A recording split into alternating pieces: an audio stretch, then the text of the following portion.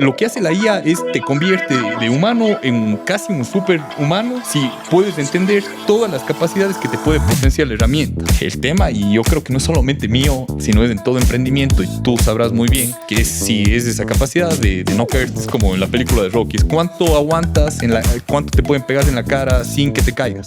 Y capaz de eso también se trata la vida, la verdad. Bienvenidos en Los Zapatos, un podcast de emprendimiento y redes sociales, temporada 3. El día de hoy nos ponemos en los zapatos de alguien que está cambiando una de las decisiones más importantes en la vida de las personas: conseguir trabajo. Nuestro invitado es un empresario cuencano que entendió antes que muchos que el talento no falta, lo que falta es cómo encontrarlo. Fundador de Jobs y Externa Talent Hunter, ha construido una plataforma que conecta talento con oportunidades utilizando IA. Hoy es una de las voces más influyentes de LinkedIn en Ecuador, ocupando el puesto 7 en el ranking de Fab Icons, y ha impulsado la empleabilidad de jóvenes profesionales, contribuyendo a la creación de más de 2.000 empleos. Hoy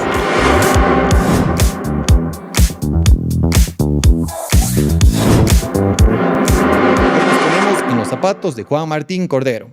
¡Bravo! Juan Martín, muchísimas gracias por estar el día de hoy con nosotros. Tú eras uno de los invitados de ley de esta temporada porque siempre quería conversar sobre este tema de la IA, el tema de tu plataforma. Te hemos visto en LinkedIn, te hemos visto en redes sociales, en TikTok, también me salen mucho tus videos. Preséntanos primero quién eres. Perfecto, no, el gusto es mío, Paul. Muchas gracias por la invitación. Sabes que admiro bastante tu trabajo. Hemos tenido la oportunidad de, en algunos espacios, de interactuar en relación a esto. Y sí, bueno, yo me considero realmente un creador, o me quiero ver como un creador en general, porque me he dado cuenta que digamos, un título de cierta forma te llega a limitar o te llega a encasillar bastante, y no se puede apreciar el valor que, digamos, uno otorga si solamente eres, no sé, un abogado, un ingeniero, porque más que eso eres una persona. Entonces he visto que en el transcurso de mi carrera profesional he ido cambiando y me he inmiscuido en distintas facetas profesionales, iniciando obviamente, yo soy de formación abogado, y luego me formé en el transcurso de la vida más en el tema de talento humano, y los últimos 3 años estoy ya directamente metido en la tecnología, y sobre eso he aprendido, y sobre todo lo que ejecuto es ya un tema de dirección, que es en lo que realmente soy bueno. Entonces he notado que realmente uno tiene la posibilidad de aprender lo que sea, de meterse en el mundo que uno quiera, y si le dedica el tiempo suficiente, está dispuesto a practicar, equivocarse bastante y aprender de eso, eventualmente cualquier persona puede escoger el camino realmente que se proponga. Oye, Juan Martín, ¿y cómo empezó todo este tema? A ver, tú empezaste primero con Jobs, con la otra empresa, ¿cómo se llama? Externa. Externa. Sí. ¿Cuál fue la primera? Externa inició ya en septiembre, serán 13 años. Yo inicié esto cuando estaba en la universidad. Realmente no fue una propuesta mía. Básicamente mi socia en ese entonces recurrió a mí para que podamos montar esto con una tercera persona más. Y básicamente ahí fue donde todo empezó. Con el tiempo fuimos aprendiendo muchas cosas, equivocándonos, viendo nuevas soluciones que podían aportar al mercado laboral de la ciudad. Logramos cumplir hitos, digamos, de poco a poco, hasta que en el 2024 entré al programa de Endeavor, que es un programa para poder acelerar las empresas, escalarles de mejor manera. Y esto me abrió bastante la mente, porque me di cuenta que podía potenciar, digamos, el impacto que tenía si encontraba formas de financiamiento para una startup, que ahora es Jobs, y que con estos fondos eventualmente podía crear algo más ambicioso, ayudar a más gente, y para hacerlo necesitaba un producto que sea escalable, internacional, digital, y eso es lo que es Jobs ahora. Entonces, pese a que ambas empresas cumplen una función similar, en la una actúa mucho más la automatización, me permite, digamos, hacer que el impacto sea más grande. Y en cambio, en externa nos concentramos mucho más en la gente. Los procesos de selección que llevamos o las consultorías que damos están mucho más enfocadas en ese toque del profesional tomando decisiones, digamos, con las capacidades humanas que de cierta forma todavía llegan a rebasar en ciertos aspectos de la tecnología. Entonces son un complemento. Jobs ahora es un producto que externa usa dentro de su flujo de trabajo para poder dar el mejor valor agregado posible. Entonces eso. Bueno, aquí justo tenía unas preguntas que dije tengo que hacerle a Juan Martín. A ver, la primera es, ¿la inteligencia artificial está creando más oportunidades laborales o está dejando gente fuera del sistema? ¿Qué opinas tú de esto? Es ambas. A ver, vamos a datos. En el último estudio del Foro Económico Mundial, en el apartado del futuro del trabajo, dice puntualmente que van a crearse 178 millones de roles nuevos, pero van a desaparecer alrededor de 90 millones. Por ende, pese a que van a haber más oportunidades, esas oportunidades no van a ser para los profesionales de ahora si no tienen la capacidad de adaptarse a lo que la IA va a traer en función de nuevas tecnologías. Entonces, sí, van a haber más trabajos, pero no los de ahora. Por ende, si tú eres muy especializado en algo y eso llega a ser reemplazado por la tecnología, esa persona realmente no va a tener un rol activo en mucho más tiempo. Pero si, digamos, desarrollamos más habilidades blandas, esa capacidad de adaptarnos, esa resiliencia, eventualmente vamos a tener la capacidad de ser los primeros en tomar esos nuevos roles que van a ser más estratégicos y que van a aportar más en el futuro. Claro, es un tema de irse capacitando, justo lo que hablamos de la otra vez con Nico. Las empresas de aquí a unos 5 años, muchas van a desaparecer.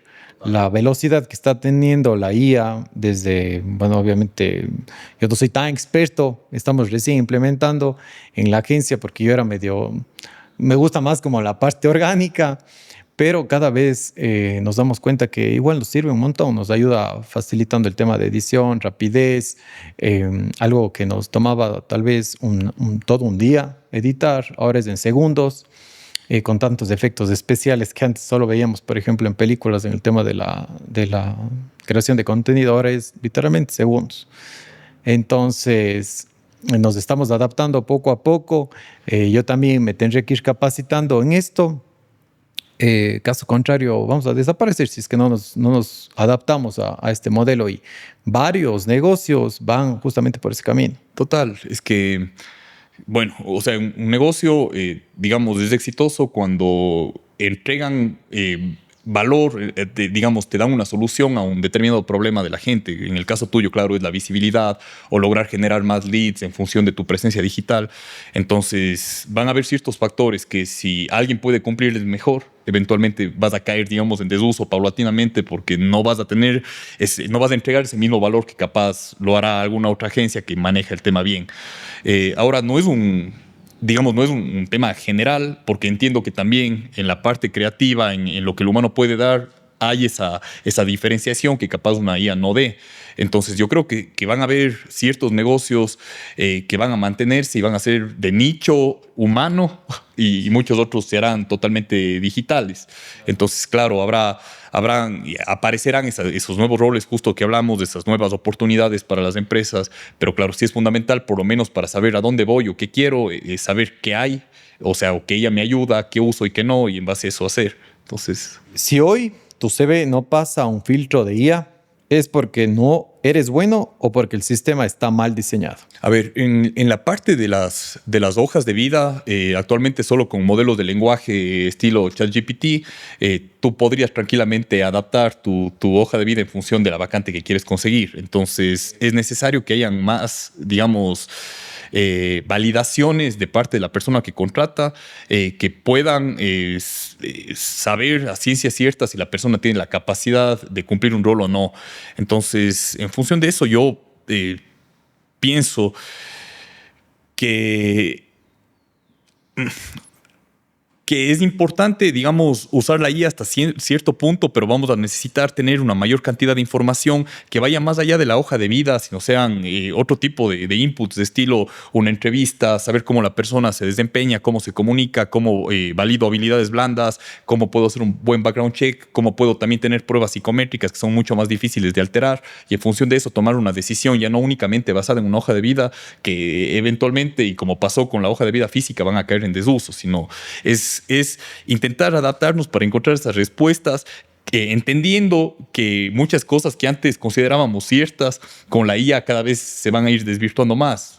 Como por ejemplo pasará con los deepfakes en los videos, que cualquier ahora famoso aparece diciendo lo que sea.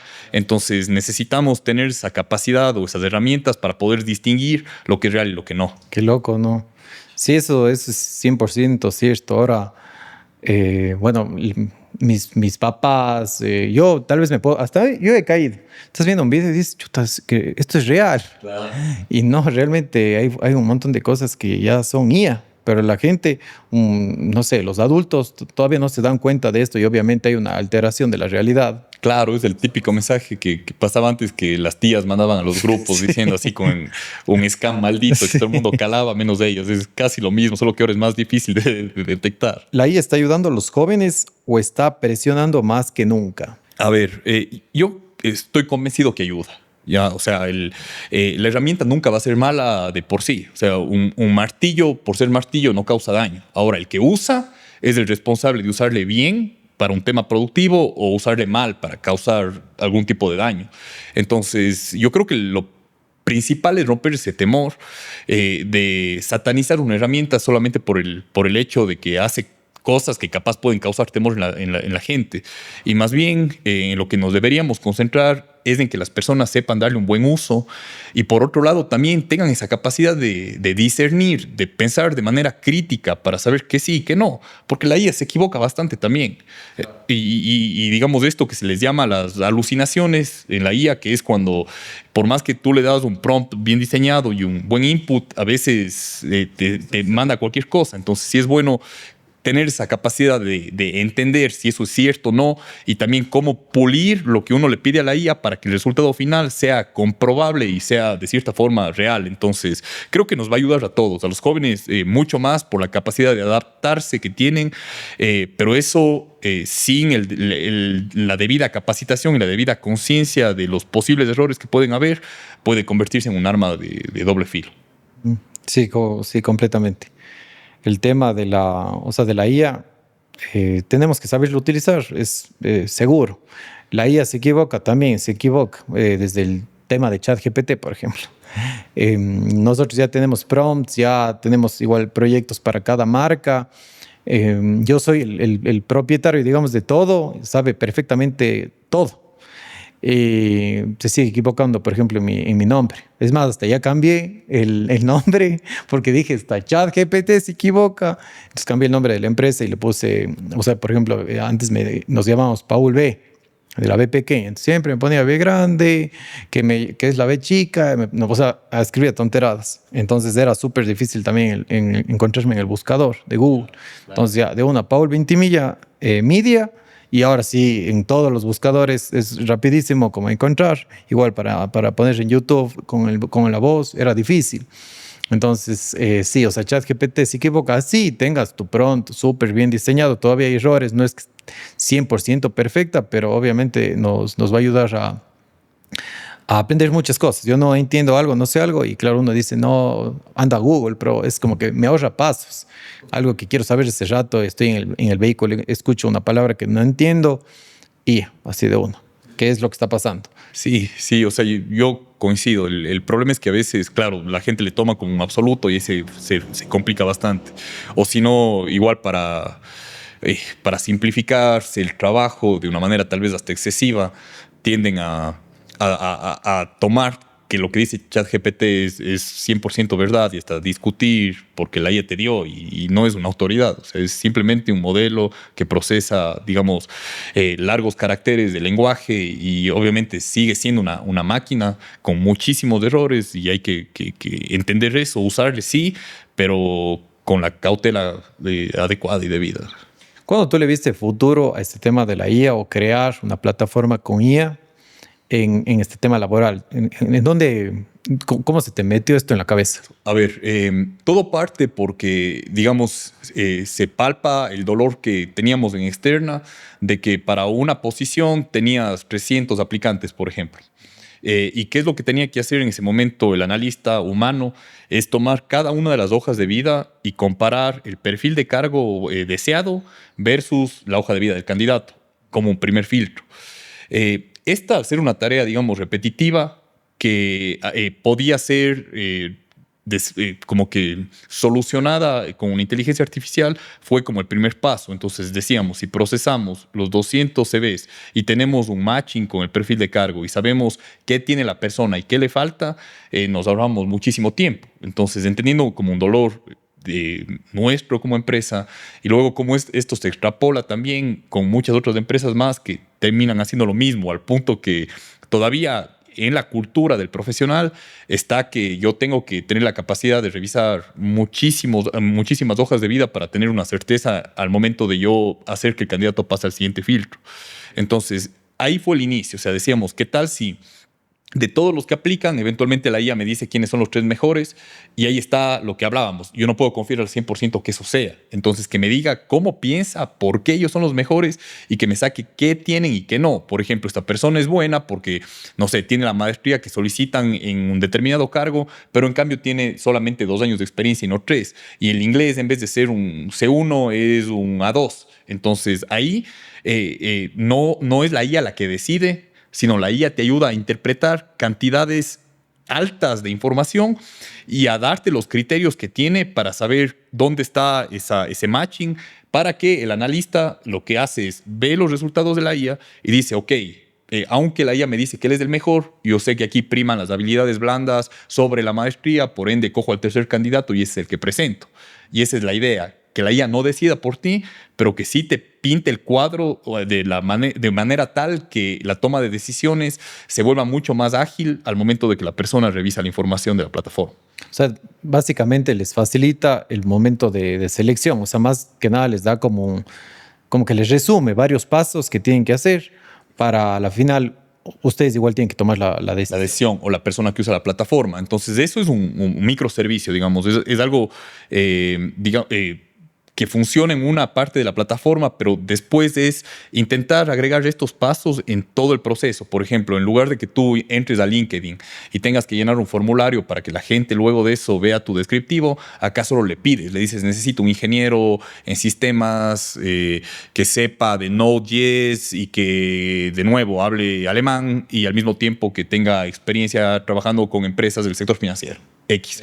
Pero ya solo dices, o sea, solo dices, la IA lo que hace es, te entiende, te sugiere cosas, porque hay veces que la gente, por ejemplo, no tiene una noción de cuánto debería ganar una persona con esas características. Entonces nosotros le entrenamos a la IA también con estudios de bandas salariales que hacemos periódicamente. Entonces la IA te dice, si es para Guayaquil y tienes experiencia, entiende cuáles han sido los últimos sueldos que se han pagado en X número de empresas y te dice, este es el rango. Entonces así también propones un sueldo competitivo en función de data real del mercado laboral.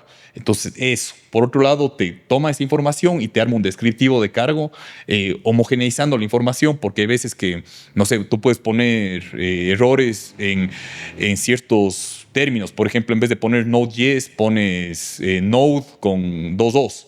Y eso ya hace que no haya un matching tan directo porque no hay comparables. Entonces te normaliza la información, te deja el perfil listo, luego tú le publicas, cuando le publicas te hace el matching.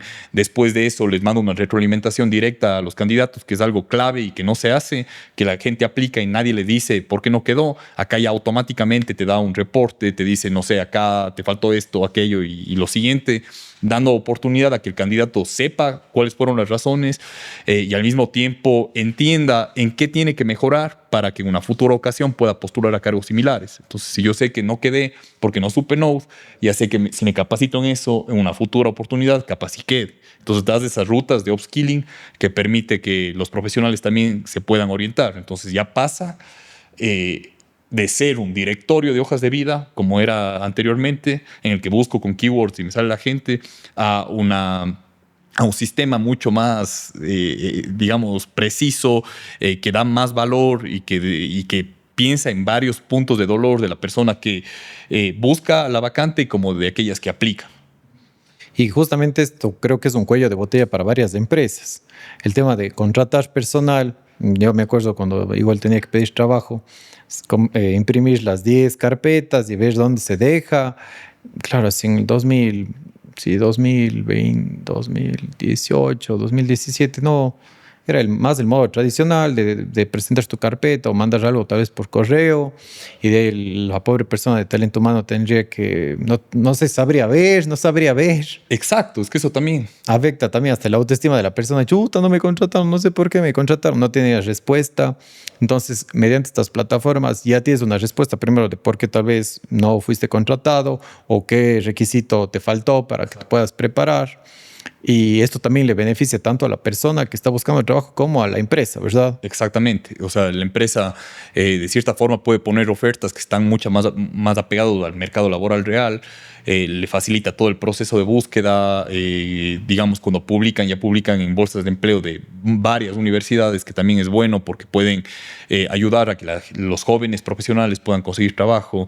Y a mí, digamos, lo que más me gusta de la plataforma es que la data que recopilamos de lo que necesita el mercado laboral le extrapolamos a la universidad. Entonces podemos hacer actualización de mallas en función de lo que busque el mercado, porque actualmente yo veo un tema que es para mí bastante grave, y es que cada vez menos graduados del colegio deciden estudiar a la universidad. Por ejemplo, cuando yo empecé a estudiar Derecho, había un propedéutico. Después del propedéutico hacían una selección de los que mejor les ponen el examen. Luego abrían 2, 3 cursos. Ahora muchas de las universidades ya no pueden abrir ni uno. Les falta gente para que ingrese. Sí, y es, yo creo que normal, porque, digamos, el tema de la educación superior ha estado bastante atada, digamos, a la cultura, a la sociedad. A vos tu papá te dice, estudias. O sea, no es mucho un tema de que decido si hago o no. Pero a la larga, las métricas en Ecuador, por ejemplo, nos dicen que en general de todos los graduados de tercer nivel, un año después de graduarse, menos del 40% consigue trabajo. Entonces, si tú te pones a pensar... Menos del 40% de las personas encuentran trabajo. Consiguen trabajo. Y eso sin analizar si están, o sea, la parte de pertinencia, si están realmente trabajando en lo que estudiaron, que seguramente son menos. Entonces, es un lío porque la universidad, su propuesta de valor es: tú inviertes conmigo 3, 4, 5 años. Si es una universidad pública, tal vez la persona no sea la que invierta dinero, pero igual nos cuesta a todos el tema de la educación. Y por otro lado, las privadas te costará entre, no sé, digamos, $12,000 a $40,000 una carrera universitaria. Entonces, ahí, ¿cuál es el retorno de la inversión de la persona que tiene el título? No es el cartón, es cómo yo puedo hacer que esa educación a la larga pueda servirme para yo sostenerme, sostener a mi familia y obviamente progresar. Entonces, si yo sé que tengo un 40% de chances de que eso pase, ya pienso 2 veces si estudio o no estudio en la universidad. Entonces se vuelve un cambio, yo creo, de paradigma fuerte, y yo creo que también como instituciones educativas de tercer nivel deberían medio replantearse eso, porque, por ejemplo, yo veo en el tema de publicidad, tenemos un hermoso campus, tenemos intercambios, y al final de cuentas sí, pero a mí lo que me importa es cuántas personas van a conseguir empleo si yo estudio una determinada carrera y cuánto voy a ganar en promedio.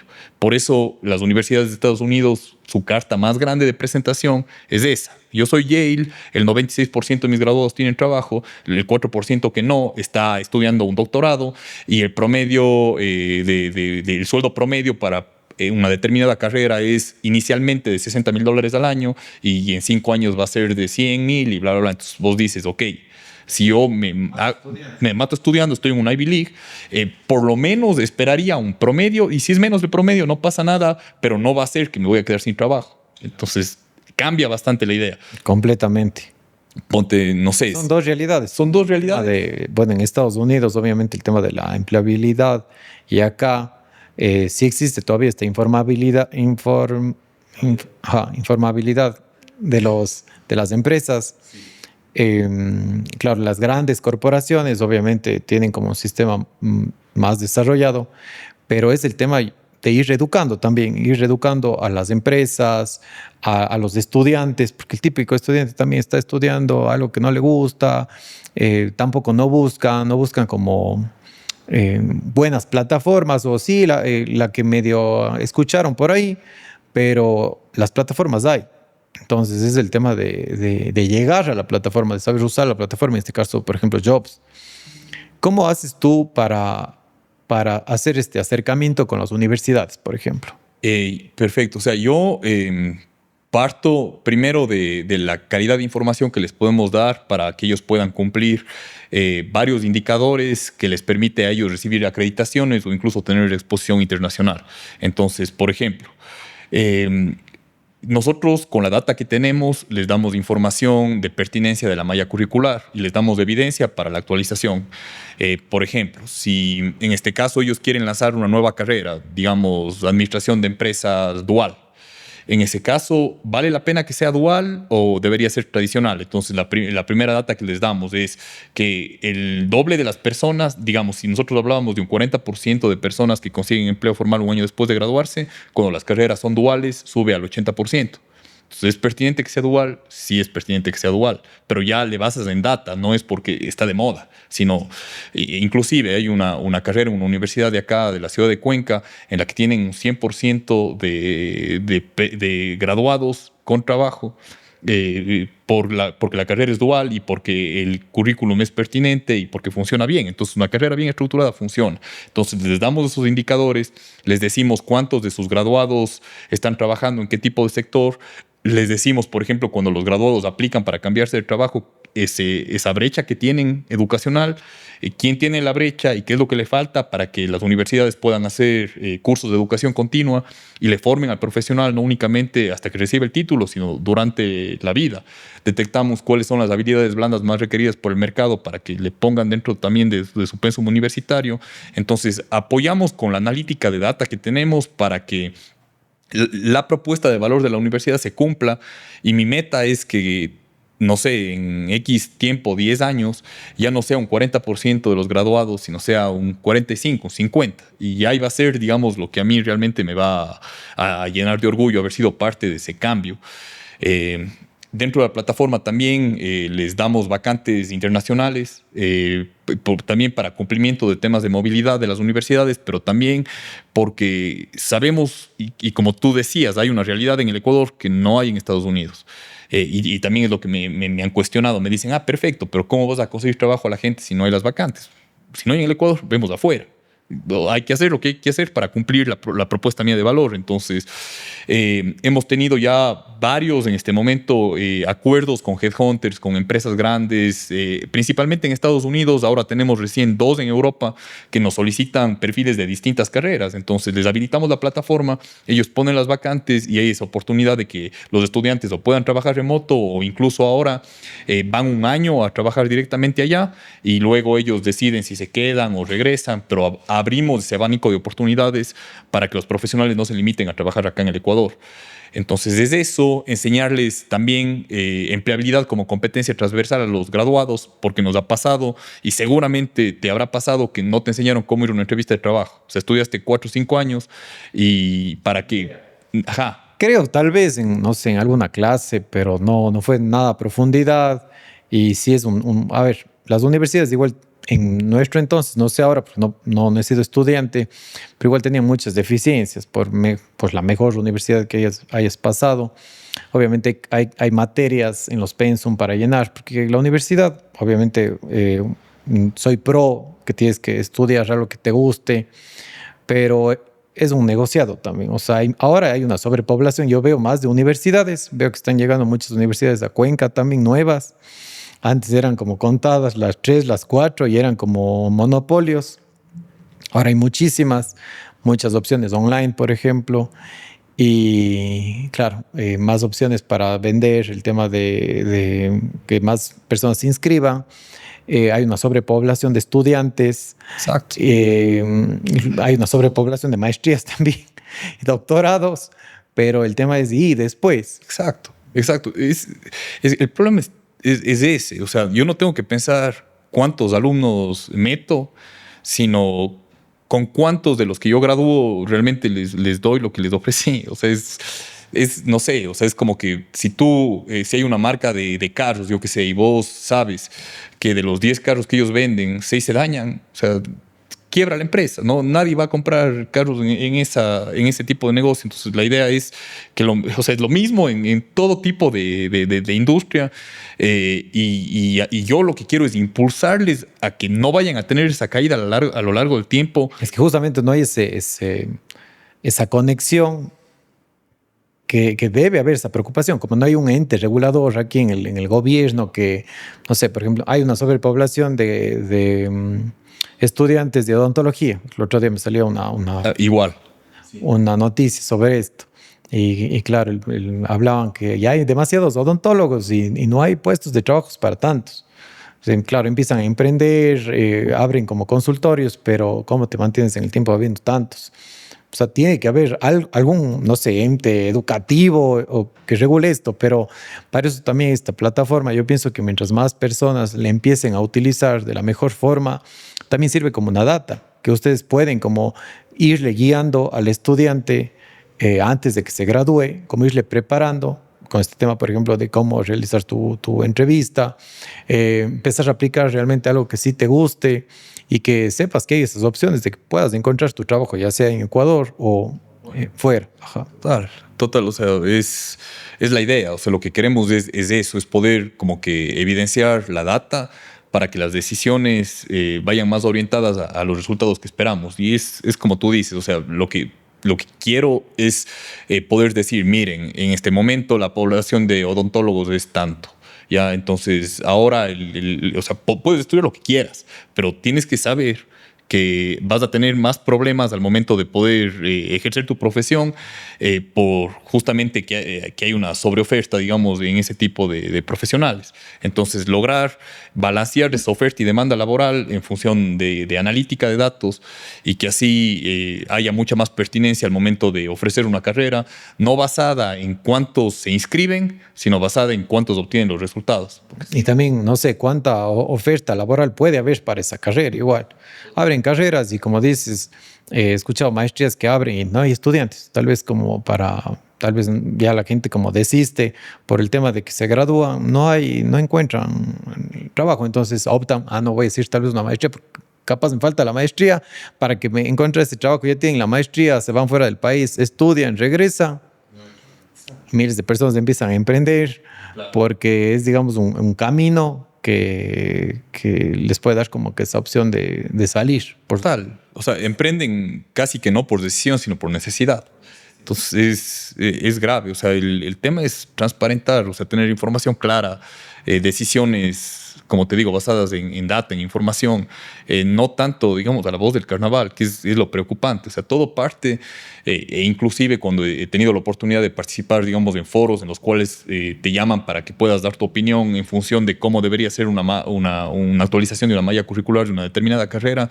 Entonces, cuando hay estas reuniones es, señor empresario, ¿usted qué piensa? Entonces, si un empresario, no sé, tiene una empresa de zapatos, va a decir, lo que yo necesito es más gente especializada en el tema del manejo del cuero. O sea, perfecto, es tu posición totalmente subjetiva. Acá otros 4 empresarios igual jalarán para su lado, pero eso no es información real. O sea, si invitaban a otros 10 profesionales, la carrera entonces salía totalmente distinta. Y eso no va. Entonces, el CASE sí te dice, necesito evidencia en cuestiones de si vale la pena o no. O sea, el ente regulador te dice, pero no te dice qué tipo de evidencia es la que realmente es válida para una decisión tan importante como cuál va a ser el pensum de estudio de una determinada carrera universitaria. Y por ejemplo, tú cómo, te preguntaba este tema de la cercanía que tenías con las universidades, hay unas que te van a abrir las puertas y hay otras que hay que hacer un montón de papeleos y trámites, oye, para pedir estudiantes para el tema de, ¿cómo se llama? Para que vengan como a hacer pasantías. Para el tema de pasantías es un papeleo que digo, no, mejor no, que ir a la universidad y no sé qué, y nosotros tenemos el personal, simplemente nos escriben, por ejemplo, por redes sociales o al Inter San Paul, por favor, quisiéramos aprender en tu agencia, pero les piden no sé qué, miles de requisitos. Y es un trámite que la verdad es como, no sé, ¿y cuánto podrían aprender realmente trabajando en lo que les gusta? O sea, desde ahí no me imagino tener que presentar una plataforma para que puedas introducir en una universidad. ¿Cuántas veces tienes que conversar con eso? ¿Te abren las puertas, te cierran las puertas? ¿Cómo ha sido este tema? Paul, esa es realmente una pregunta excelente. O sea, y acá yo te voy a ir, digamos, al grano. En estos temas no están hechos para cualquiera. Yo en mi cabeza he recibido miles y miles y miles de nos. Para mí, yo ya, o sea, el no es básicamente como que parte de mi vida. Y no te miento, sí han habido momentos que para mí han sido bastante difíciles. O sea, cuestiones de estar 4 o 5 meses en reuniones con la persona, no sé, la secretaria que te recibe para que te presente el siguiente, al siguiente, al siguiente, ir escalando hasta el tomador de decisiones. Y es desgastante, es duro. Yo tengo la única convicción de que el propósito que está detrás de la empresa vale todos los no's que voy a recibir, que recibo ahora y que voy a recibir en el futuro. Entonces no hay, digamos, como una solución que yo te podría decir, verás, este es el paso a paso mío. Es más bien, claro, cada vez hacer más eficiente la comunicación, poder ver las formas de llegar al decisor más rápido. Pero pese a todo eso, mi trabajo es tener la capacidad de ver a los no's como la siguiente etapa, digamos, del proceso hasta llegar al sí. Entonces, todo fue un año durísimo. Yo me propuse desde el año anterior barrer con todas las universidades del país, ni siquiera universidades, sino institutos de educación superior, o sea, tecnológicos y ese tipo de institutos, y hicimos eso. O sea, a todos les golpeamos la puerta, a todos y llegamos a querer presentar la idea. Logramos que muchas personas, digamos, sí nos compren, digamos, el sueño, digamos, empaticen con la problemática y se quieran sumar para solucionar. Y también estos impulsores iniciales nos han abierto redes y nos han recomendado con otros, y esto de cierta forma nos ha ayudado a apalancarnos. A finales del año anterior llegamos ya a un acuerdo de comercialización con Cedia. Cedia es básicamente el ente que maneja el tema de innovación, investigación, tecnología en las universidades. Ellos han creado un prestigio muy bien ganado por las soluciones y el valor que les dan, y ellos vieron en Jobs una herramienta que realmente se alinea con los principios que ellos tienen, y ahora ellos comercializan Jobs, digamos, a través de sus redes, lo cual nos ha impulsado también bastante para poder llegar a cumplir estos objetivos. Pero el tema, y yo creo que no es solamente mío, sino es en todo emprendimiento, y tú sabrás muy bien que si es esa capacidad de no caerte, es como en la película de Rocky, es cuánto aguantas, cuánto te pueden pegar en la cara sin que te caigas. Y capaz de eso también se trata la vida, la verdad. No, y es el tema no sé, los docentes. Es como que igual desde que estoy en la universidad, siempre fui como medio más rebelde en este tema, y era como que, ¿por qué nos enseñan esto? ¿Pero para qué me va a servir? Y claro, les veo a los profesores de aquel entonces, como que claro, es que son de esa época. No sé si ellos se siguen preparando, pero ahora, por ejemplo, todo este tema de IA tiene que estar ya en las universidades, la gente tiene que estarse preparando, tiene que aprender a reducir trabajos en el tema de procesos. A ver, ¿esto le va a ayudar al estudiante o no le va a ayudar al estudiante? Desde el tema de las pasantías, que igual les piden... perdón, igual para un tema de irle guiando en el tema de encontrar, por ejemplo, el trabajo de sus sueños, y igual a la empresa que también va a necesitar encontrarle a esa persona. Con el tema, por ejemplo, de LinkedIn, tú llegaste a ser el puesto 7. ¿Cómo fue esto? Eso fue casualidad, sinceramente. A ver, yo tengo la ventaja, digamos, de que, como te digo, vamos como 13 años en externa. Hemos ido igual de menos a más en la cantidad de procesos, en la cantidad de notoriedad, de relevancia en el país. Y Y LinkedIn en ese caso era la vía en la que publicábamos las vacantes, y la gente empezó a notar que cumplimos. O sea, no es que nosotros publicamos una vacante sin que exista, sino hemos logrado que muchas personas consigan trabajo, y esas personas a la vez dicen, confíen en ellos, eventualmente conseguirán empleo, capaz no esta vez, capaz no en un mes, capaz no en 6, porque es así, no depende al 100% de nosotros, pero nos tienen siempre presentes, comentando las publicaciones, de cierta forma reconociendo que los consejos que damos cuando subimos información en general son válidos, y cada vez nos empiezan a seguir más, a tener bastante confianza también en mi marca personal, que de cierta forma no es tan personal porque yo tengo un equipo atrás. Y sin ellos no se hubiera logrado absolutamente nada, sino eventualmente hubo más visibilidad con mi perfil por el rol, y esto ha hecho que esto crezca y crezca más. Entonces mi crecimiento ha sido bastante orgánico. Más bien, cuando he intentado hacer las cosas con intención de eso, no se ha dado igual de bien que cuando no he hecho mucho, sino simplemente he hecho mi trabajo diario. Entonces eso fue una sorpresa. Igual, curiosamente, el Nico Muñoz un día me dice, amigo, me manda un mensaje, ¿viste esto de LinkedIn? Y ahí me manda la foto, y ahí me desayuno que eso pasó. Puesto 7. 7 de la nada.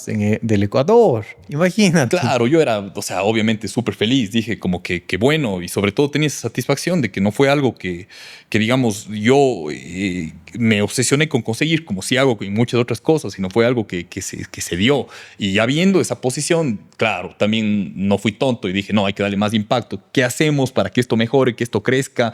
Y claro, me asesoré de ti, de otros profesionales igual bastante buenos y conocedores de cómo se maneja esto, y intenté así darle el impulso necesario para que no se quede. O sea, ahora, por ejemplo, si bajo del 7, sí me va a molestar. O sea, no me gusta bajar. Si ya estoy en una posición, tengo que seguir y darle lo más que pueda. Y ya no es solamente LinkedIn, tengo que ver cómo hago en las otras redes y seguirle dando. Pero en principio sí, o sea, algo que pasó. A ver, bueno, las redes sociales obviamente son diferentes. El tema de LinkedIn, Instagram y eso. ¿Cómo funciona LinkedIn? Yo no utilizo mucho LinkedIn, pero sé que la gente publica artículos, el tema, por ejemplo, más enfocado en el tema. Sí, digamos que es como una red de profesionales, Sí. que muestras como logros que tienes en tu carrera profesional. Cuéntanos más a las personas que no conozcan. Perfecto. LinkedIn, primero partamos de eso, no es en principio un portal de empleo. Sí tiene unas secciones para hacer un portal de empleo, tiene secciones igual para tener leads y lograr llegar a tomadores de decisiones en su parte de ventas. O sea, tiene el recruiter, el sales navigator, y tiene otro tipo de funciones también adicionales. Pero no deja de ser una red social. Ahora, el core de la red social es que acá tú, cuando conectas con un profesional y necesitas un determinado servicio o contratar a alguien, vas a poder tener más información relacionada con eso que cualquier otra red social. En Instagram, tú no sabes más de mí que mis fotos o que mis videos. En cambio, en LinkedIn, yo viendo tu perfil, entiendo dónde tuviste tu experiencia, dónde te formaste, qué publicación hiciste.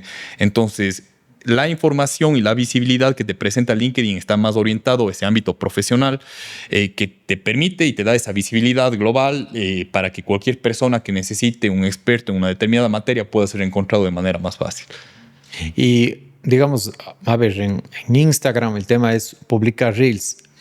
Acá tienes que publicar más, no sé, artículos, documentos. Sí, o sea, depende bastante, digamos, del rol de cada persona, pero lo que normalmente se publica y también donde hacen más, o sea, se burlan más de Instagram, es que, claro, ahí las personas están para vender los logros profesionales que han tenido en el feed. Entonces es como que, el día de hoy cumplí un proyecto fantástico en el cual bajé el 5% del desperdicio de X cosa de mi empresa y me premiaron y bla, bla, bla. Entonces todo el mundo, felicitaciones. Exacto, y te siguen, y ese es medio chiste. O sea, exponer tu parte profesional. Lo curioso es que funciona. O sea, la burla está porque una persona, no sé, yo que sé, hoy día, como te digo, o sea, hice algo menos, no sé, gasté menos luz y ya le convierto en un mega post en el que dice que yo tuve un ahorro significativo para la empresa. Entonces, es como que le exageras mucho lo que haces normalmente para que la gente vea que tus logros profesionales capaz son más allá de lo que realmente son. Por ejemplo, justo en este tema de los artículos, ahora que tenemos la ayuda de la inteligencia artificial como ChatGPT, por ejemplo, antes la gente se daba el tiempo de escribir tu artículo. Y claro, ahora es tan fácil escribir un artículo, por ejemplo, con ChatGPT, pero un video, para mí los guiones, por ejemplo, un guión escrito por una persona y un guión escrito por ChatGPT, yo puedo identificar fácilmente en un artículo. Escuchaba el otro día un podcast que decía, a ver, es uno de mis mejores amigos, escribe artículos y les posté en LinkedIn. Pero ese amigo que está publicando los artículos no es mi amigo. Sí, yo sé cómo habla mi amigo, yo sé cómo escribe mi amigo y no es él. Entonces es este tema de que realmente sí, que realmente no. Ya, a ver. Esto te pregunto a ti porque tú eres el que sabe en LinkedIn. A ver, verás, yo acá te voy a intentar igual o sea, como que dibujarte medio mi esquema de pensamiento en eso, ¿ya? Yo soy súper orientado en mi forma de ver la vida en este tema de solucionar problemas de la gente, ¿ya? De crear soluciones para la gente. Cuando haces tú un artículo, lo que buscas es aportar. O sea, alguien te lee porque lo que tú estás diciendo en tu formación, en tu expertise, va a crear valor o le va a solucionar un problema a alguien. Cuando tú usas la IA para crear un artículo sin tu toque personal, tú no estás aportando básicamente nada que el modelo de lenguaje natural no sabe. Entonces, si yo hago un artículo publicando sobre X o Y cosas y una persona puede meterse a ChatGPT y poner un prompt y sacar ese artículo no tiene valor. ¿Me explico? Entonces, por más que publiques 200, tienes que lograr que eso sea relevante y que cause un impacto en la persona que lee, que va más allá de lo que esta persona podría conseguir si simplemente consulta la IA. Entonces, yo entiendo el toque personal que tú dices puede de cierta forma estar integrado en lo que yo comento, pero más allá que eso está que cada vez los profesionales tienen que esforzarse en realmente ser esos creadores de valor en lugar de simplemente evidenciar algo que capaz una parte de los consumidores de la información se compren porque capaz no le conocen bien o no saben bien cómo usar la IA o temas que, no sé, que a veces la gente sí puede llegar a comprar, digamos, algo que no es tan real. Pero yo creo que los profesionales tenemos que cambiar, o sea, y alinearnos a eso. O sea, en este rato chévere, capaz te pasan la IA, pero ya en 2, 3 años, o sea, vas a ser el gil que está copiando y pegando lo que te dice el OpenAI. Claro, o sea, por ejemplo, nosotros en el tema de ChatGPT utilizamos mucho tal vez para estructurar algo. Exacto. Que es muy diferente. Exacto. Pero estructurar y cambiar muchas cosas por completo. Es como que no, esto no es, yo nunca voy a decir esto, borra. O sea, yo termino cambiando todo para que se vea real. Y de ahí, claro, el cliente nos pasa el guión, ChatGPT, así, el típico como te manda, así, y es como que no, eso no me va a funcionar. Y literalmente eso nos ha dicho nuestro mentor de redes sociales, o sea, ChatGPT. O sea, escribes un guión con ChatGPT y no va a valer para nada. O sea, no, el video no. Muchas personas creen que van a llegar a tener un video viral, que van a llegar a la cantidad de personas que son con un guión de ChatGPT y no. O sea, realmente no, eso nunca va a pasar. Así que tienes que darle ese toque personal. Es medio lo mismo. O sea, si todo el mundo está produciendo contenido usando ChatGPT, ese contenido es general. Y como yo he visto en tus videos, tú dices, es importante la autenticidad en el creador de contenido. O sea, que en la cámara tú te reflejes y se note ese componente humano al momento de decir lo que tengas que decir. Entonces sí, o sea, no es que no te debes apoyar. Sí puedes decir, por ejemplo, tengo esta idea, ¿cómo le hago que no dure 3 minutos y le hago en 1 y luego le vas cambiando? O en el ejemplo de los artículos que tú hablabas, necesito fuentes, digamos. Entonces buscas esa información o le dices cómo le puedo redactar mejor. Perfecto, o sea, el artículo tiene igual valor. Pero si ya te pones en el punto de creo guiones únicamente prompteando y luego de eso lo que sale digo, o por otro lado creo artículos que son copy-paste de ChatGPT, estás mal, o sea, no. O serán malitos, escucharán el podcast. Y hay gente que me pelea, pero es como, a ver, cada uno obviamente tiene su forma de pensar. Yo veo esto todos los días en la práctica. Entonces, por eso siempre les repito, no, o sea, si vas a utilizar ChatGPT para guionizar, no, es que yo tengo los prompts, yo pues, soy el rey de prompts y te voy a sacar un guión igualito porque él me entiende todo. Eso es mentira.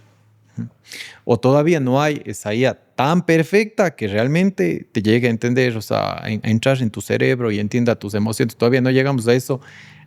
Sé que posiblemente pueda llegar a analizarte literalmente todo lo que piensas y cómo puede llegar a convencerte, pero todavía no pasa. O sea, llegar a tener una IA superhumana todavía no existe. Y bueno, justo detrás de cámaras también te preguntaba sobre este tema de Elon Musk, que creó esta IA también y crea como estos modelos, sí, estos personajes de IA que, claro, en Estados Unidos la gente tal vez, no sé, vive más solitaria, no sé, en Japón, en diferentes países. Y justamente Elon Musk dice que va a crear este personaje que va a ser diferente, que te va a decir todo lo que no te dice una IA normal, la típica, o sea, estilo Elon Musk. Y claro, la gente ya empieza a interactuar. Obviamente son modelos de IA porque es una modelo tipo, no sé, estos muñecos japoneses, no sé cómo les llaman, como animes, así, que te dicen, sí, hoy estás así súper bien, levántate, así como que nada que ver. Entonces ya entramos obviamente en un tipo de IA súper inútiles que claro, le van a ayudar sí, como a darle esa satisfacción a la persona, porque tal vez no vive una realidad, deja de interactuar con personas, empiezas a interactuar mucho más con la IA y es algo que está pasando ahora. Y muchas personas hemos empezado como que a utilizarle mucho más y ahí quedamos como no sé, caemos en a ver, yo utilizo IA, o sea, no voy a decir, yo tengo una pregunta, quiero saber si rato le escribo, me voy donde el doctor, le pregunto a mi esposa que es médico, reviso, le meto en IA, le digo, hazme, a ver, explícame esto. Y la chica que trabaja en mi casa me dice, pero joven Paul, deje de estarle preguntando todo. Es que si ChatGPT le dice que no coma, no es que ya no puedo cocinar. Y claro, o sea, para ciertas cosas sí. Y es más, también a los médicos, ahora el otro día escuchaba que o leí en alguna parte que los médicos tienen que empezar a utilizar IA también para dar tratamientos. O sea, no, o sea, pueden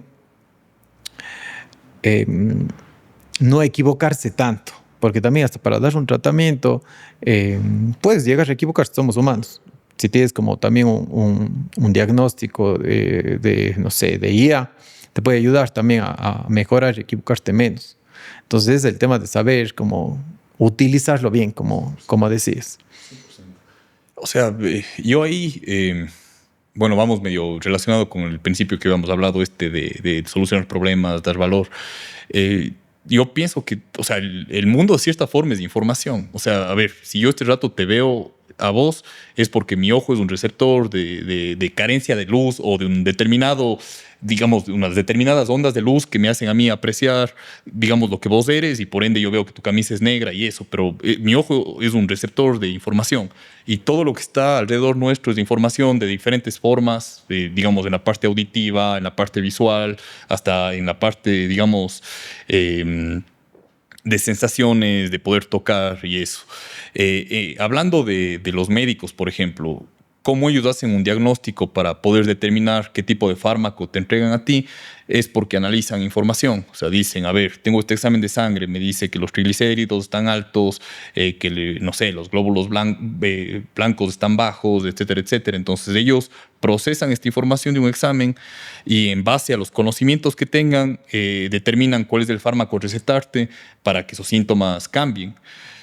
¿Una IA puede hacer eso? Sí, porque a la larga la información que tiene la IA es mucho más amplia de la que puede tener, digamos, un médico. Entonces, si vos le das los inputs adecuados a la IA tiene todos los considerandos dentro, digamos, de su base de conocimiento, el output que te va a dar puede llegar a ser más certero que un médico.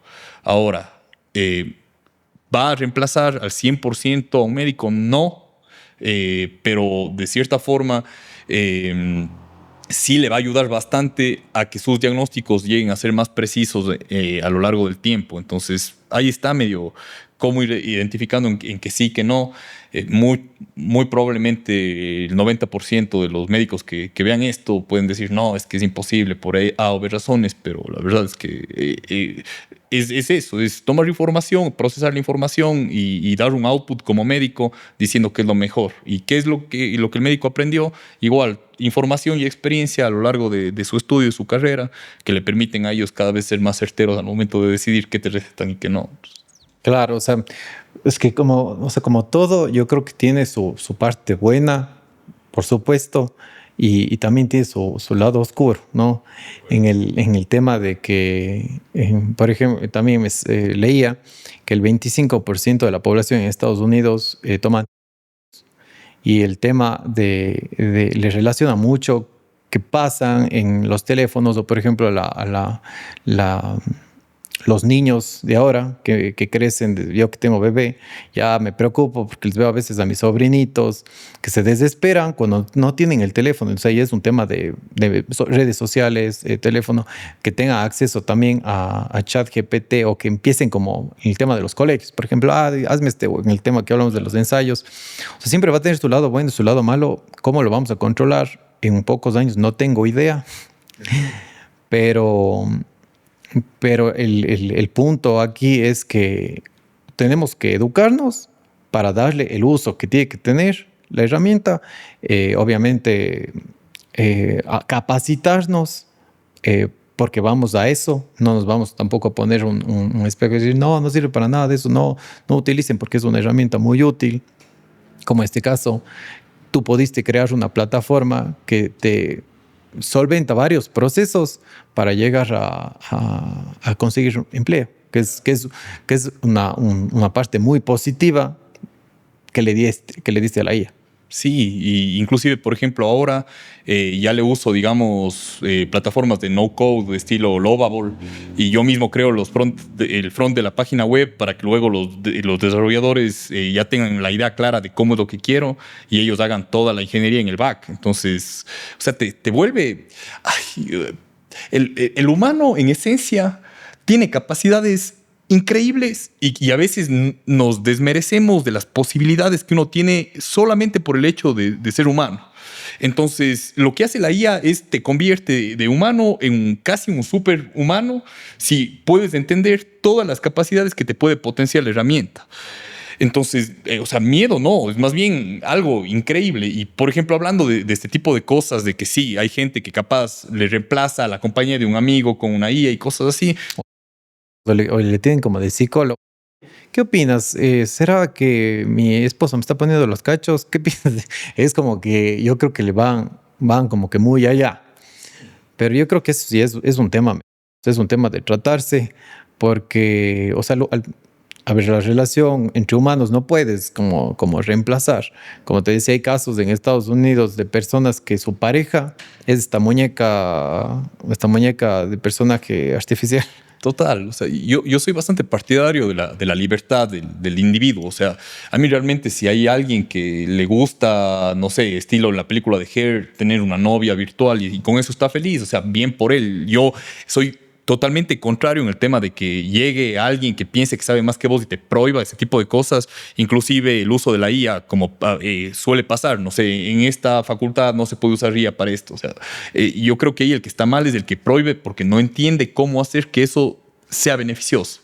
Entonces, yo, digamos, en esto pienso que debemos recibir a lo que se viene con optimismo, entender que vamos a ser una generación tal vez privilegiada por la cantidad de herramientas y las capacidades que esto despliega en nosotros y más bien aprender y tener ese pensamiento crítico para poder saber cuándo sí, cuándo no, y transmitir de la mejor forma a nuestro círculo cercano en qué es prudente y qué no es prudente usar la tecnología. En lo que tú me decías en una vez que conversábamos, es como que volvimos al pasado y empezamos a preguntarnos más, que digamos que esa es la parte positiva, porque la gente ya no se pregunta. Entonces, claro, uno antes no sabía algo y ya no, que también sería, ¿no? No sé, no tengo idea, pero ahora es como que no sé algo, preguntas, es esto, vuelves a preguntar y es como que ya empiezas a entender muchas cosas. Por ejemplo, yo pienso que este tema de la IA, si sabes utilizarla bien, para el tema de salud, te va a ayudar muchísimo, o sea, totalmente. El tema, por ejemplo, de suplementos, obviamente nunca va a reemplazar a un profesional, pero te va a ayudar a entender el por qué sí o el por qué no. Sí, yo comparto. O sea, creo que el humano se va a volver más humano. Y todos estos temas que tal vez antes para nosotros eran importantes van a dejar de ser. Entonces va a ser más al usar el humano, el cerebro del humano para preguntarse cosas que la IA no te puede responder y que nos hace... Sócrates. Exacto, o sea, el tema de dialéctica, de cada vez decir, bueno... ¿Cuál es mi rol en la tierra? Entendiendo que ya muchas cosas que yo vivía día a día ya no tengo que hacer. Ahora, ¿en qué aporto? O sea, ¿cómo creo más conciencia? ¿Qué está más allá? Y tener esas conversaciones con otros humanos que nos permita a todos medio enfocarnos en algo que va mucho más allá de estas tareas repetitivas en las que estamos enfocados y las 3, 4 últimas generaciones les consideraron importantes. O sea, es nuestro chance de ir más allá y de preguntarnos cosas mucho más extensas, más difíciles de responderse. Y yo creo que en función de eso, o sea, el tema de la filosofía va a ganar más importancia porque vamos a tener esos espacios en los cuales podamos explorar, digamos, la razón de ser del humano y cuál es el propósito de uno en la Tierra. Sí, y otra parte que también, porque a ver, de este tema de IA, tú que ya desarrollaste justo esta plataforma, hablaban sobre el CEO de ChatGPT, Sam Altman. Sí. El tema de decir, él decía, a ver, decir por favor y gracias le cuesta millones de dólares a ChatGPT. Y había justo como una discordia entre dos personas. Y decía, no, yo no le creo nada a él, a esta persona, porque capaz es para que le ahorres el dinero y que no gaste tanto este man. Pero claro, o sea, cada cosa que uno le pide a ChatGPT son millones de dólares. O sea, decir, por favor, gracias, qué locura. Claro, es que finalmente hacer modelos, digamos, que captan información, el proceso de captar, digamos, un carácter más ya implica más trabajo, por ende implica más energía para el procesamiento de la data, por ende implica que estás gastando más recursos en poder procesar algo que tal vez por favor no suma ni resta al input que le estás dando. Entonces por ahí va el tema de la discusión. No es tanto, o sea, si ganará él más o menos, la verdad le va a importar. Le va a importar romper. Ajá, exacto. Pero sí, digamos, si quieres ahorrar, digamos, de energía, sí puede ser más conciso en lo que... Y justo veía veía la biografía de él, que sí, es un empresario, creo que nació en el año 85, creo que es mayor a mí, como con 5 años, es jovencito, y fue el creador de ChatGPT. Claro. Es que lo loco, digamos, es que los proyectos de IA ya existían, tal vez te hablo 2016, 2017. Lo que hizo ChatGPT distinto fue... hacer que este procesamiento de información esté al alcance del ser humano común y corriente en una forma tan fácil que el momento en el que vos usas te da valor, digamos, de inmediato. Y cualquiera puede hacer, es un tema muy amigable y es lo que le potenció al ser el primero y al poder canalizar esto de mejor forma, porque el proyecto él empieza con Elon Musk. O sea, él empieza a financiar y se abre después porque Altman decía que, o sea, en la visión de Elon Musk no tenía que ser un programa en el cual se cobre a la gente. Y eso se trastoca, Altman dice no, o sea, le vamos a llevar de esta manera, se pelean y él se queda manejando, digamos, OpenAI y ChatGPT como uno de los productos. Sí. Y claro, ahora Google tiene su IA, ChatGPT, Elon Musk, y bueno, y vamos, y hay también una China que dice que lo uno es mejor, que el otro es mejor, y ahí empiezan ya a pelearse entre cada uno. La idea es como llevar rasobando justo la de Elon Musk va dirigida a X en este momento. Entonces, sí, o sea, la verdad todavía yo no dimensiono qué es lo que vaya a pasar o cómo vayan a cambiar las cosas, pero el punto es como saber utilizar bien las plataformas, como saber utilizar un teléfono. A veces, todos tenemos teléfono, unos lo utilizarán el 80% de una buena forma, que los dos se compran el mismo teléfono, lo utilizarán tal vez un 5 o un 2% de lo que los recursos que puedes utilizar. Las redes sociales, muchas personas igual son enemigas de las redes sociales.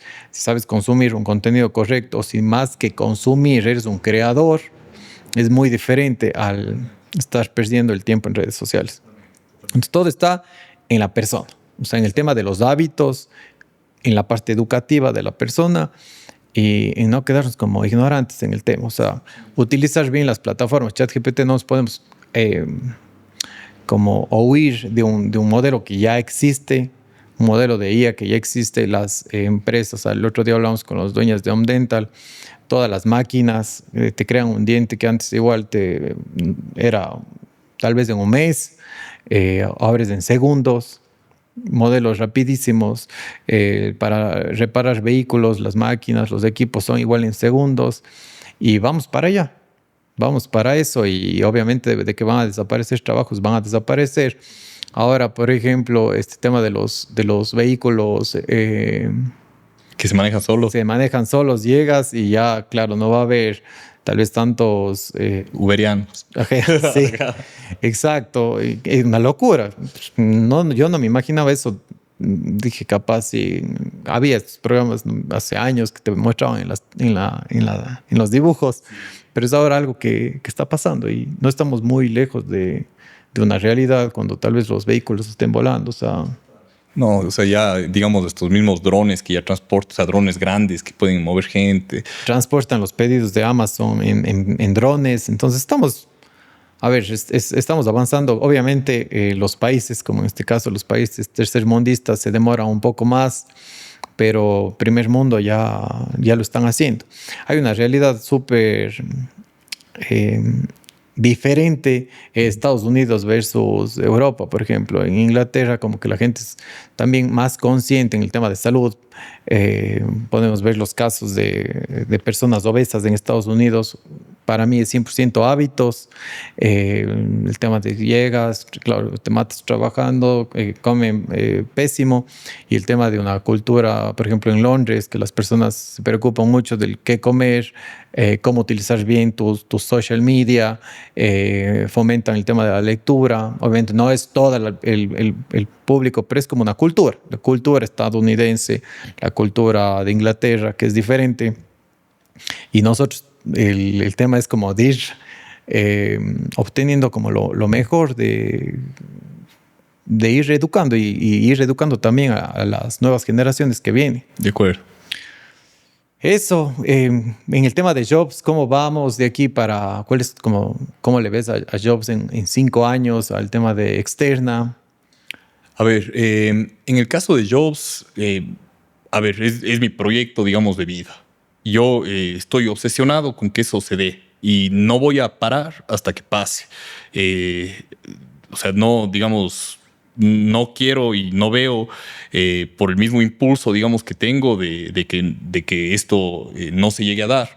Entonces, entiendo que puede que la herramienta cambie, puede que la solución sea totalmente diferente si de acá nos sentamos a 1 o 2 años.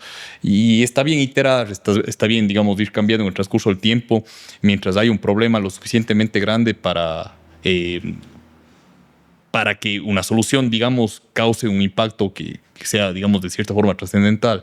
Entonces, este rato el problema es claro. O sea, ya te digo que tenemos 40% que consiguen empleo, 60% no. Entonces, mi idea ahí es ir, digamos, entendiendo al mercado, cambiando lo que haga falta, dando más soluciones, siempre mejorando hasta que ese impacto se dé. Y después intentar que esto también llegue a Latinoamérica, que sea un tema de un impacto más global, que las propuestas de valor de las universidades se cumplan cada vez más. Entonces yo espero en 5 años en el Ecuador por lo menos haber cambiado ese porcentaje, ya sea un 2-3%, y con eso yo estuviera contento. Quiero igual que muchísimas personas consigan empleo, no solo recién graduados, sino también ya profesionales, y que aquellos que no tengan una ruta clara de que tienen que mejorar para que esto cambie, y claro, ir irme expandiéndolo en otros países, intentando que este problema, porque no es un problema ecuatoriano, o sea, en Latam pasa en todo lado este tema con las US, inclusive en la campaña de Trump en Estados Unidos era que las Ivy Leagues reciben donaciones de millones y que las personas, hay gente que no estudia y consigue trabajos mejores pagados y bla, bla, bla. Entonces, hay esa crítica de cierta forma global. Entonces la idea es no dejar que mueran las US, ayudarles a potenciar esto, y si realmente la medición del impacto que estamos teniendo es positivo, para mí ya va a ser un golazo. Entonces esa es mi línea. En el caso de externa, es en cambio humanizar. Que loco, o sea, es casi que el otro lado. En externa es que las personas que trabajen conmigo tengan esa empatía, ese entendimiento del negocio profundo, y conocer quiénes son los líderes, qué es lo que ellos valoran en la gente, armar equipos que realmente al momento de ingresar a trabajar tengan esa sinergia, ese aporte para la organización, lograr que el clima dentro de las empresas cada vez mejore, que podamos medir el desempeño de manera más eficiente, entender por qué las personas se cambian de trabajo. O sea, ya una labor más de conocimiento organizacional mucho más profundo, que en cambio una IA jamás te va a dar, y que en cambio el equipo con toda la experiencia que tienen puede aportar a ese desarrollo y ese futuro de las empresas. Entonces de eso medio de lado y lado. Humanizar, y el otro potenciarle al 100. Al 100 en la parte de tecnología. Sí, es medio los dos lados que se tiene. Y claro que es chévere, digamos, a qué nos ha llevado esta línea de conversación en el podcast, porque más o menos ahí está. O sea, hay que saber qué va para qué lado, y no es que el humano se queda sin trabajo, sino el humano va a lo que el humano hace mejor, y la tecnología, a lo que la tecnología te resuelve de mejor forma. Claro, capacitarte, educarte y bueno, hábitos para mí.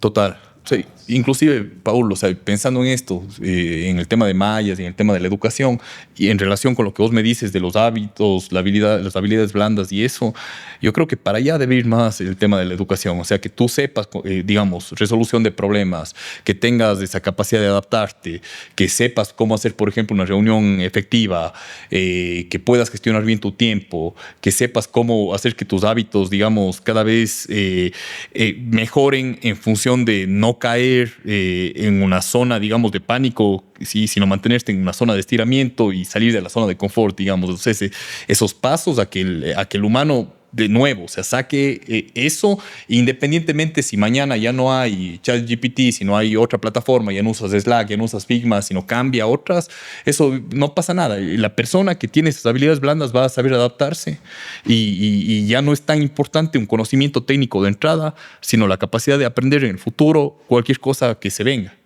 Correcto. Sí, vamos a eso, y el tema es irnos preparando. Y claro, a mí la verdad sí me asusta, si es que no me preparo. Literalmente todos los días trato de prepararme, aprender algo nuevo, estoy capacitándome, escuchando podcasts, pagando mentorías, o sea, seguir aprendiendo, no quedarnos. O sea, el tema es no quedarse, no te puedes quedar como estancado en lo que uno está este momento. No me refiero como a la parte de no sé, en tu trabajo, sino como a seguir aprendiendo, o sea, seguir desarrollando habilidades en tu cerebro, no solo en la parte trabajar, sino es un tema de ejercicio, el tema de mentalidad, el tema de espiritualidad, el tema de seguirte preparando. Para mí lo más importante, como hay este libro de hábitos atómicos, hacerlo todos los días, o sea, no importa el tiempo, hacer el 1%, pero hacerlo todos los días, ¿sí? Todos los días, y vas.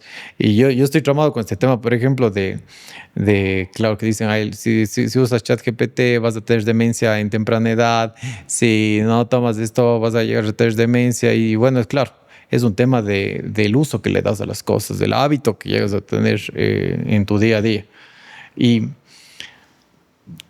claro, ahora es como cuando uno cuando empieza a leer, así como a aprender cosas nuevas, empiezas a tener nuevas herramientas y buenas herramientas, empiezas a despertarte. Y te das cuenta que la mayoría de la población, en el círculo de amigos que uno tiene alrededor, la gente sigue como no quiero decir como dormida, pero dentro de este sistema a ver, por ejemplo, el tema del sistema alimentario en Estados Unidos es terrible. Y te vas dando cuenta cómo todo esto afecta desde el tema del hacer ejercicio. A ver, desde mi familia, desde mis abuelitos, y veo cómo la gente va envejeciendo. Ya te preocupas y dices, bueno, ¿qué puedo hacer ahora para llegar a tener como una vejez decente? O el tema del Alzheimer igual afecta muchísimo porque, claro, la gente está en los videojuegos, jajaja, te estás cagando de risa y literalmente consumes contenido basura. Desde la parte, por ejemplo, la gente habla sobre este tema de la pornografía, de, no sé, los videojuegos y todo eso, cómo puede llegar a afectar tu parte cognitiva. Y claro, le relacionan, no, es que tal vez es porque esta persona, porque no, tal vez es algo de herencia y cosas así. Pero todo esto va mucho más allá. Por eso, no sé, como siempre, lo que les recomiendo igual a mí, yo tengo también mi comunidad de estudiantes, es que se escucha muy como cliché esto pero el tema de construir buenos hábitos desde la parte de lo que consumes, desde lo que tomas, esto te ayuda a todo, hasta pensar mejor, hasta pensar cómo puedes utilizar bien la IA, de qué forma te puede ayudar. Juan Martín, muchísimas gracias. Creo que igual el tema se fue por todo lado, pero siento que todo eso conecta con el tema de la IA. O sea, todo, absolutamente todo se relaciona. Pero el tema para mí es así, 100%. Saberse educar bien, saber qué consumir, qué no consumir, qué escuchar, qué no escuchar. Gracias a ti igual por compartirnos tu conocimiento en el tema de IA y vamos, claro, a seguir próximamente, un próximo año, en próximos meses, a seguir hablando de estos temas. Esto ha sido En los Zapatos de Juan Martín Cordero de Jobs. Nos vemos en el siguiente capítulo y no olviden suscribirse al canal porque hay un porcentaje de la población que están viendo los videos y no se suscriben. Es cuestión de ponerle el botoncito de suscribirse y listo. Y con eso nos ayuda mucho. Nos vemos en el siguiente capítulo.